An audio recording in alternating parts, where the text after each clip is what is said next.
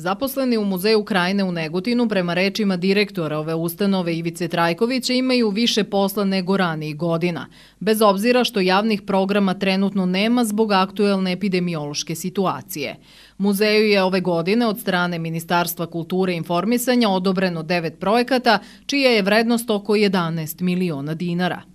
Konkretno, neki projekti su i počeli da se realizuju, to je slučaj sa projektom prezentacije i iskopavanja arheološkog lokaliteta Vrelošar kamen. Stručna ekipa na čelu sa gospođom Sofijom Petković sa Arheološkog instituta već je drugu nedelju na terenu, bit će čitavih mesec dana. Također ljudi koji su angažovani preko javnih radova su tamo na terenu sa njima i još neka ekipa njihova koji su angažovali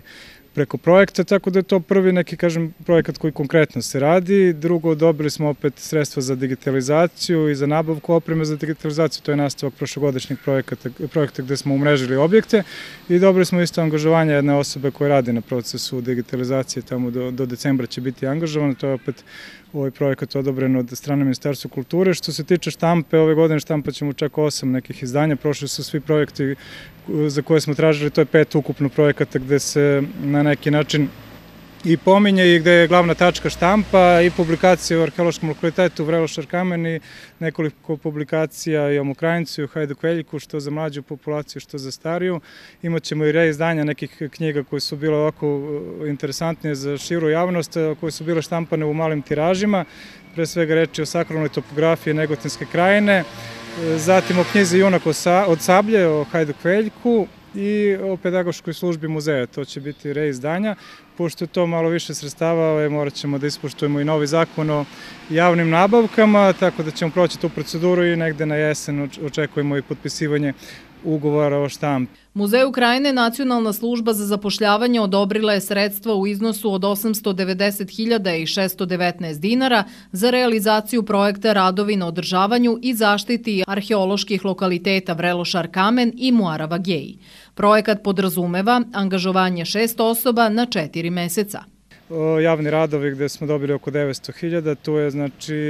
angažovanje 6 osoba, NKV radnika na periodu od 4 meseca od strane Nacionalne službe za zapošljavanje. Koliko možemo, radimo na održavanju objekata, sezona ekskurzija maltene je izostala, nešto malo je bilo grupa, ali imamo situaciju da ljudi koji obilaze Srbiju ovih meseci dosta dolazi u Negotin, tu smo na putu koji ide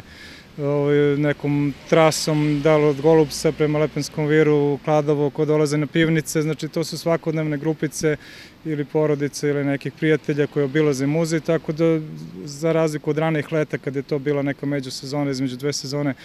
prolećne i jesenje, da kažem da sad je i to udorno. Svakako nas malo ima u muzeju, tako da jeste to malo problem da se pokriju i dežurstvo i objekti, moramo i vikendom da radimo da bi zadovoljili te posetioce, tako da u skladu sa našim mogućnostima, i finansijskim koje ove godine jesu